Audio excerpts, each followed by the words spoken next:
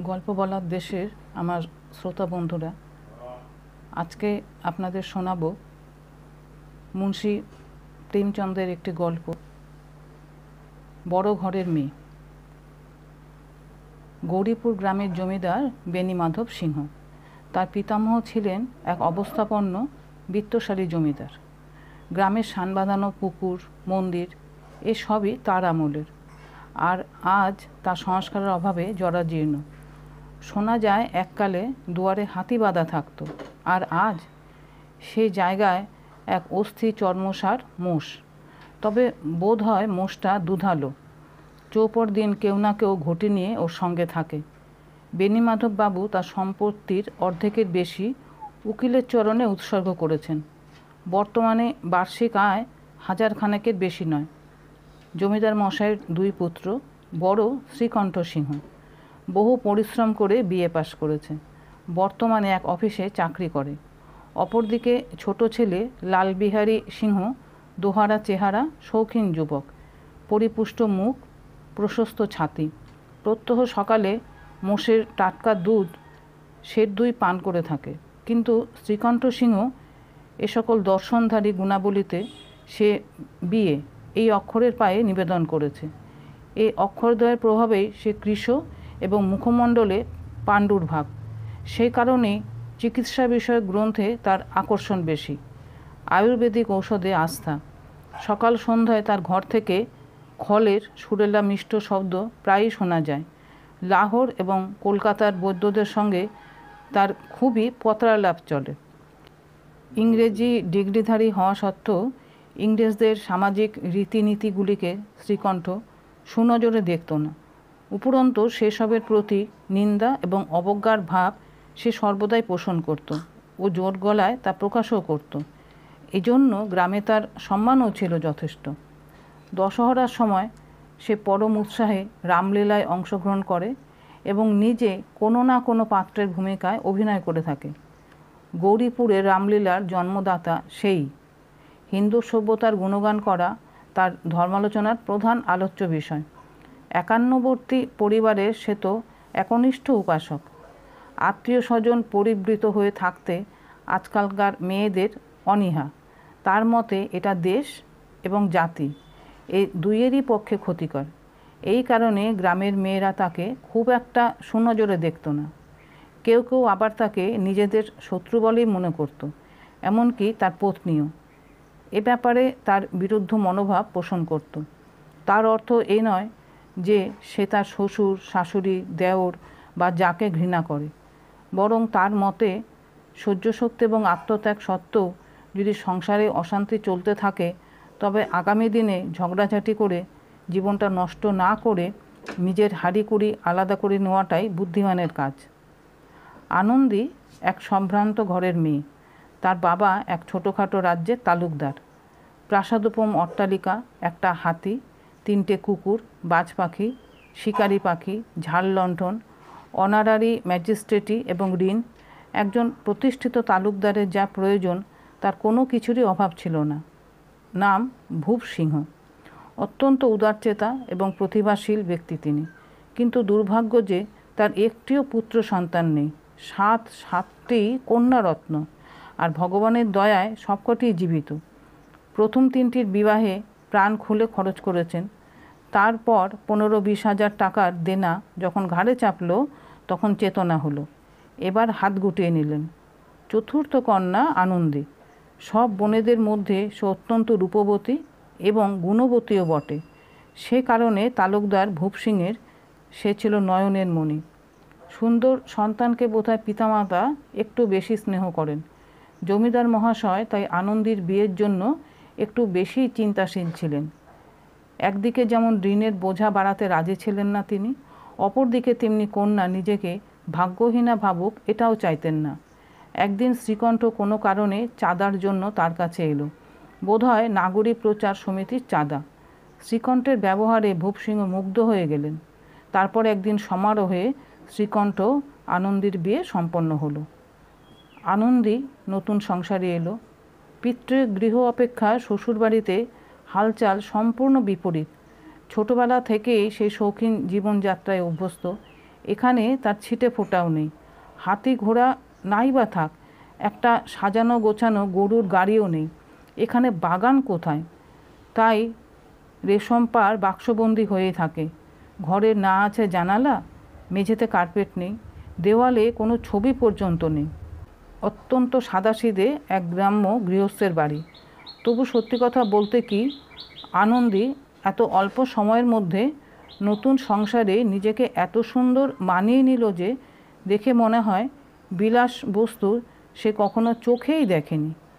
একদিন দুপুরে লালবিহারী সিংহ দুটো পাখি শিকার করে নিয়ে এসে বলে, বৌদি তাড়াতাড়ি রেঁধে ফেলো দেখি, বড্ড খিদে পেয়েছে। আনন্দী রান্নাবান্না সেরে তার পথ চেয়ে বসেছিল, আবার মাংস রাঁধতে বসলো। এদিকে হাঁড়িতে মাত্র পোয়াটাকের মতো ঘি আছে। বড় লোকের মেয়ে, হিসেব করে সংসার করা স্বভাবে নেই, পুরো ঘি মাংসেই ঢেলে দিল। এদিকে লালবিহারী খেতে বসে দেখল ডালে ঘি দেওয়া হয়নি। বলে, ডালে ঘি দাওনি দেখছি, ব্যাপার কি? আনন্দী বলে, সবটা ঘি মাংসেই দিয়েছি। চড়া গলায় লালবিহারী বলে, এই তো মাত্র পরশু ঘি এলো, এর মধ্যেই সব শেষ? আনন্দে উত্তর দিল, আজ মাত্র পোয়াখানেক ঘি হাঁড়িতে ছিল, তার সবটা না দিলে কি মাংস রান্না হয়? শুকনো কাঠে আগুন যেমন দপ করে জ্বলে ওঠে, খিদের জ্বালায় তেমনি মানুষও রাগে জ্বলতে থাকে। তার সে কথা যত তুচ্ছই হোক না কেন। বৌদির এ অহংকারী ভাব লালবিহারীর খুব খারাপ লাগলো। ঝাঁঝালো সুরে বলল, কথা শুনে মনে হচ্ছে ঘিয়ের নদী বয়ে যায় তোমার বাপের বাড়িতে। মেয়েরা গালাগালি প্রহার এসবও সহ্য করতে পারে, কিন্তু বাপের বাড়ির নিন্দে শুনলে তারা তা কিছুতেই বরদাস্ত করে না। রাগে মুখ ঘুরিয়ে নিয়ে বলে, মরা হাতেও 9 লাখ, এটুকু ঘি সেখানে রোজ নাপিত বেহারারাই খায়। লালবিহারী রাগে জ্বলতে থাকে, খাবারের থালা ছুঁড়ে ফেলে দেয়, বলে ইচ্ছে করছে জিভটা টেনে ছিঁড়ে নিতে। ক্রোধে আনন্দীর মুখ আরক্ত হয়ে ওঠে। বলে, উনি বাড়ি থাকলে আজ তোমার মজা বুঝিয়ে দিতেন। অশিক্ষিত উদ্যত জমিদার পুত্রের ক্রোধ চরমে উঠেছে। বাড়ির বউয়ের এত তেজ তার সহ্য হলো না। নিজের গিন্নিটি তো সামান্য এক জোরদারের মেয়ে, ইচ্ছে মতন যখন তখন 2-4 ঘা মেরে দিতে কসুর করতো না। তাই রাগ সামলাতে না পেরে আনন্দীর দিকে খড়ম তুলে সজোরে ছুঁড়ে মারল আর বলে উঠল, যার গোমরে মাটিতে তোমার পা পড়ছে না সে বাছাধনকে আর তোমাকে এমন শিক্ষা দেব বুঝতে পারবে, এই বলে দিলাম। হাত দিয়ে খড়মটা ধরে ফেলতে মাথাটা বাঁচল বটে, কিন্তু আনন্দীর আঙুলটা গুরুতর জখম হলো। রাগে কাঁপতে কাঁপতে নিজের ঘরে গিয়ে স্তম্ভিত হয়ে দাঁড়িয়ে রইল আনন্দী। স্ত্রীলোকের মান মর্যাদা, শক্তি এবং সাহস সবই তার স্বামীকে ঘিরে। স্বামীর ক্ষমতা এবং পৌরুষ এসব নিয়েই তাই গর্ব। তাই প্রচণ্ড রাগকে কোনো মতে সামলে নিয়ে আনন্দী দাঁতে দাঁত দিয়ে পড়ে রইল। প্রতি শনিবারই শ্রীকণ্ঠ সিংহ বাড়ি আসে। বৃহস্পতিবার এ ঘটনা ঘটে। 2 দিন গোসা করে রইল, অন্ন জল ছোঁয়নি, স্বামীর আসার পথ চেয়ে বসে আছে। শেষে শনিবার দিন যথারীতি সন্ধ্যায় বাড়ি এলো শ্রীকণ্ঠ। এসে বাইরে বসে বন্ধুবান্ধবের সঙ্গে নানান ধরনের কথাবার্তা, রাজনৈতিক খবরাখবর এবং কিছু মামলা মোকদ্দমা ইত্যাদি নিয়ে আলোচনা চলতে লাগলো। গ্রামের ভদ্রলোকেরা এসব আলোচনায় এতই উৎসাহী যে খাওয়া দাওয়ার কথা ভুলে যান। ইচ্ছে থাকলেও শ্রীকণ্ঠের পক্ষে উঠে আসা মুশকিল। এই 2-3 ঘন্টা আনন্দীর অত্যন্ত অস্থিরতার মধ্যে কাটে। খাবার ডাক পড়তে আড্ডা ভাঙল। শ্রীকণ্ঠকে একা পেয়ে লালবিহারী বলে, দাদা আপনি বৌদিকে একটু সাবধান করে দেবেন, যেন মুখ সামলে কথা বলে, নয়তো একদিন অনর্থ ঘটে যাবে। বেণীমাধব সিংহ ছেলের পক্ষ নিয়ে বলেন, হ্যাঁ, বেটা ছেলের মুখে মুখে তর্ক করা এ ভারী অন্যায় কথা। বৌঝির এরকম বদ অভ্যেস ভালো কথা নয়। লালবিহারী, উনি বড়লোকের মেয়ে হতে পারেন, তা বলে আমরাও কুর্মী কাহার নই। উদ্বিগ্ন স্বরে শ্রীকণ্ঠ বলে, তা হয়েছেটা কি? লালবিহারী, কিছুই না, নিজেই গায়ে পড়ে ঝগড়া বাঁধিয়েছে। বাপের বাড়ির গোমরে তো আমাদের মানুষ বলেই মনে করে না। খাওয়া দাওয়া সেরে শ্রীকণ্ঠ আনন্দীর কাছে গেল। আনন্দী গুম হয়েছিল, পতিদেবতাও একটু মেজাজে। আনন্দী জিজ্ঞেস করে, মন মেজাজ ঠান্ডা তো? শ্রীকণ্ঠ বলে, ভীষণ ঠান্ডা। কিন্তু তোমার কি ব্যাপার বলো তো? সংসারে এসব কি উৎপাত বাঁধিয়ে বসে আছো? আগুনে ঘি পড়ল। আনন্দী তেল বেগুনে জ্বলে ভুরু কুচকে বলে উঠল, তোমার কাছে এই আগুন যে লাগিয়েছে তাকে পেলে মুখ নোড়া দিয়ে থেতলে দিতাম। শ্রীকণ্ঠ, মেজাজ এত গরম করছো কেন? হয়েছে কি সেটাই আগে বলো না। আনন্দী বলে, কি আর বলবো, এসবই আমার ভাগ্য। তা নয় তো একটা অভদ্র গোয়ার ছোকরা, যার কিনা চাপরাশিগিরি করার মুরদ নেই, আমাকে খড়ম ছুঁড়ে মেরে এভাবে বুক ফুলিয়ে চলে। শ্রীকণ্ঠ, সব কথা খুলে বলো, যাতে বুঝতে পারি। আমি তো এসবের কিছুই জানি না। আনন্দী, পরশুদিন তোমার আদরের ভাইটি আমাকে মাংস রাঁধবার হুকুম দিল। হাঁড়িতে পোয়া খানেকের মতো ঘি ছিল, তা সবটাই আমি মাংসে দিয়েছিলাম। খেতে বসে বলছে, ডালে ঘি দাওনি কেন? আমি বলি, আর ঘি নেই। ব্যাস, তাতেই সে আমার বাপের বাড়ি তুলে যাচ্ছে তাই বলতে লাগলো। আমি আর সহ্য করতে না পেরে বলেছিলাম, ও বাড়িতে এটুকু ঘি নাপিত বেহারাও খায়, কেউ টেরও পায় না। আর যাবে কোথায়? বদমাসটা আমাকে খড়ম ছুঁড়ে মারে। হাত দিয়ে যদি না ঠেকাতাম তাহলে মাথাটাই ফেটে যেত। ওকে জিজ্ঞেস করে দেখো আমার কথা সত্যি কি মিথ্যে। শ্রীকণ্ঠের চোখ মুখ লাল হয়ে ওঠে। বলে, এত দূর গড়িয়েছে? ছোড়ার এত সাহস? স্ত্রীলোকের চোখের জল হাত ধরা। আনন্দীও মেয়েদের স্বভাব মতো কাঁদতে থাকে। শ্রীকণ্ঠ অত্যন্ত ধৈর্যবান এবং শান্ত মানুষ, সহজে সে রাগে না। কিন্তু স্ত্রীলোকের চোখের জল পুরুষের রোষের আগুনে ইন্ধন জোগাতে অদ্বিতীয়।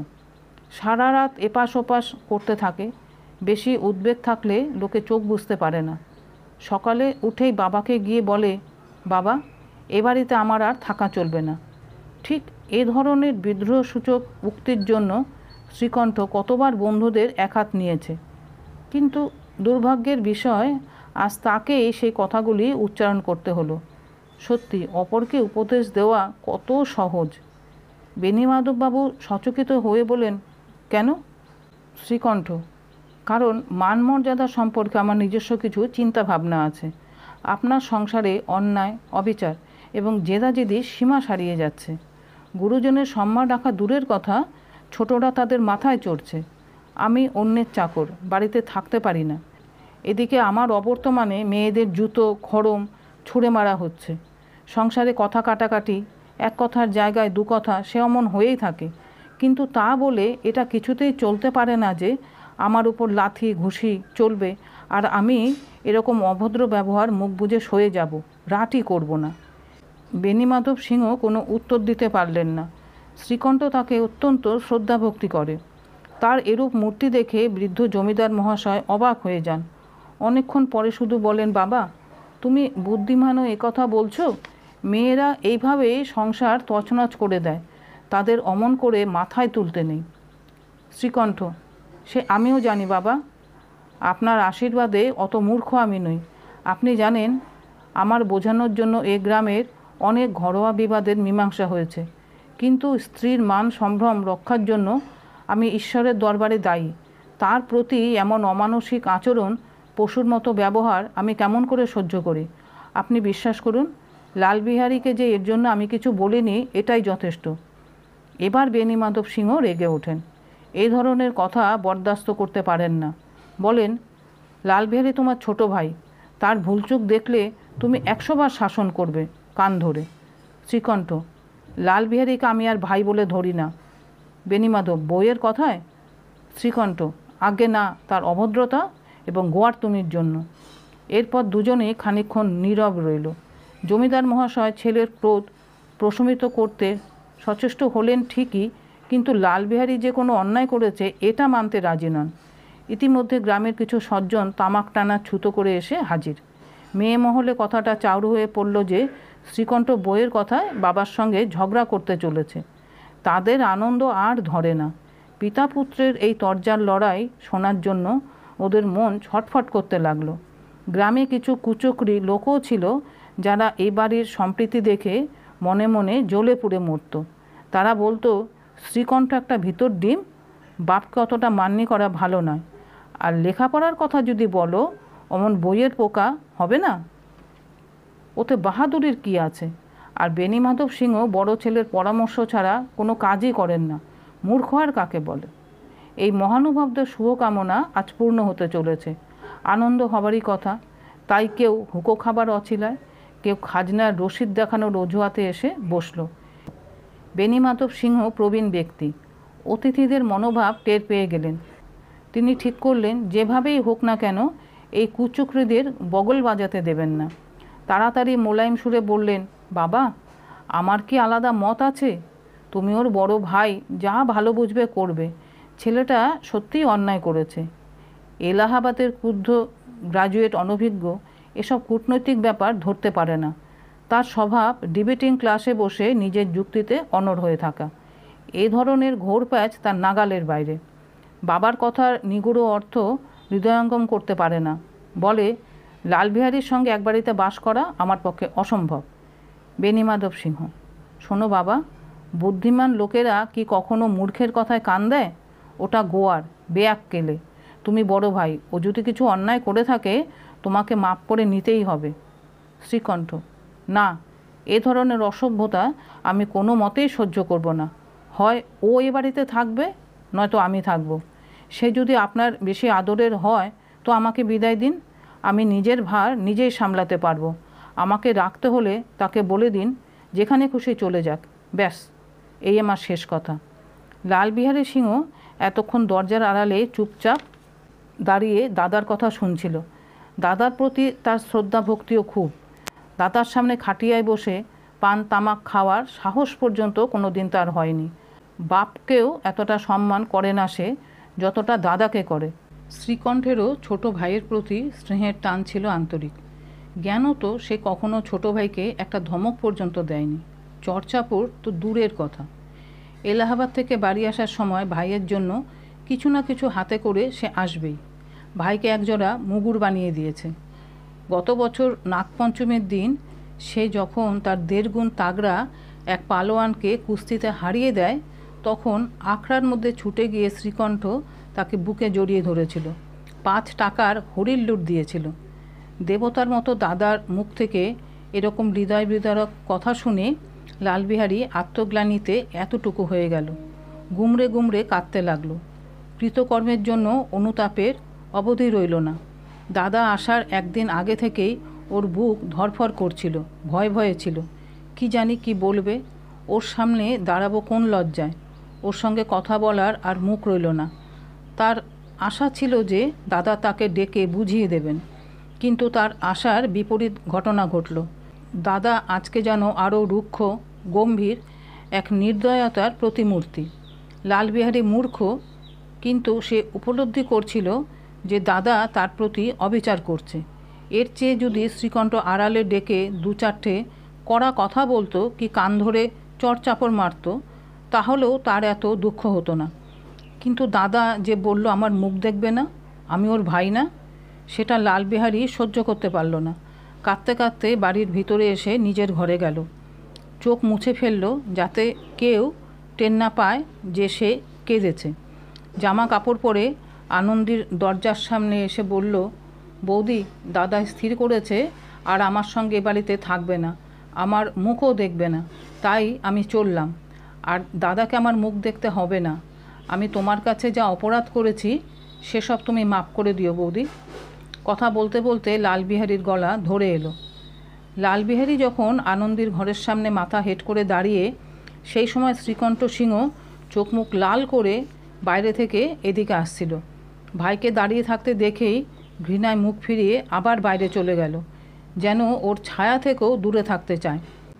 আনন্দী লালবিহারীর বিরুদ্ধে নালিশ করেছে ঝোঁকের মাথায়। এখন তাই তার আফসোসেরা সীমা পরিসীমা নাই। দয়ামায়ার শরীর তার, খুবই কোমল স্বভাবের মেয়ে আনন্দী। ও মোটেই ভাবতে পারিনি যে ব্যাপারটা এত বেশি ঘোরালো হয়ে পড়বে। মনে মনে স্বামীর ওপর রাগ করেছে, উনি কেন এতটা গরম হয়ে উঠলেন। তার উপর আরও ভয়ের কারণও ছিল, তাকে যদি এলাহাবাদে গিয়ে থাকতে বলে তাহলে সে কী করবে। ঠিক এমনি সময় লালবিহারী দরজায় এসে ক্ষমা চেয়ে বাড়ি থেকে বেরিয়ে যাচ্ছে দেখে সে আর থাকতে পারে না। যেটুকু রাগ বাকি ছিল তাও জল হয়ে গেল। সেও কেঁদে ফেলল। মনের ময়লা ধুয়ে ফেলতে চোখের জলের মতো এমন বস্তু আর দ্বিতীয় নেই। শ্রীকণ্ঠকে দেখে আনন্দী বলে, লালা বাইরে দাঁড়িয়ে বড্ড কাঁদছে। শ্রীকণ্ঠ: তা আমি কি করব? আনন্দী: যাও ভেতরে ডেকে আনো, আমার জিভ খসে পড়ুক, আমি একই করে ফেললাম, ছি ছি। শ্রীকণ্ঠ: না, আমি ডাকতে পারবো না। আনন্দী: আমি তোমার পায়ে ধরে বলছি, তুমি অমন করো না, পরে আফসোস করবে। বেচারার মনে খুব কষ্ট হয়েছে, আবার কোথাও চলে টলে না যায়। শ্রীকণ্ঠ গো ধরে বসে থাকে। ইতিমধ্যে লালবিহারী আবার বলে: বৌদি, আমি চললাম, দাদাকে এখান থেকেই প্রণাম জানাই। দাদা যখন আমার মুখ দেখতে চায় না, তখন এই মুখ আর আমি দেখাবো না। এই বলে লালবিহারী দ্রুত পায়ে সদর দরজার দিকে এগিয়ে যায়। শেষ পর্যন্ত আনন্দী ছুটে গিয়ে তার হাত ধরে। লালবিহারী চোখে জল নিয়ে মুখ ফিরিয়ে বলে: যেতে দাও আমাকে বৌদি, অনেক জ্বালিয়েছি তোমাকে, আমার সব দোষ তুমি ক্ষমা করে নিও।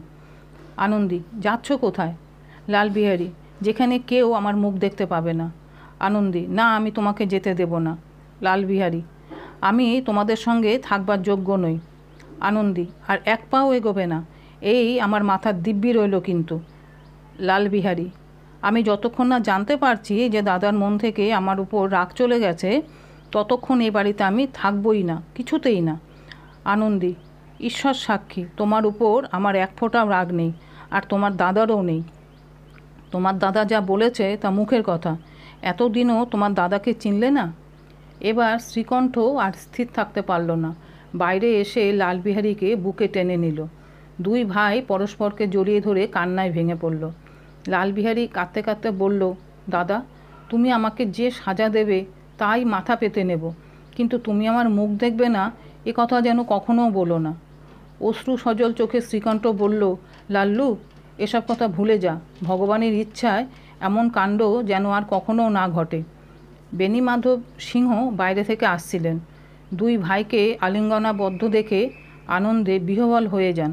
বলেন: এই তো বড় ঘরের বেটিরা, এমনিই হয়ে থাকে, ভাঙা হাট জোড়া দিতে এর জুড়ি আর কেউ নেই। গ্রাম শুদ্ধ লোক যেই একথা শোনে, সেই আনন্দের প্রশংসায় পঞ্চমুখ, বলে: সত্যি বড় ঘরের বেটিই বটে।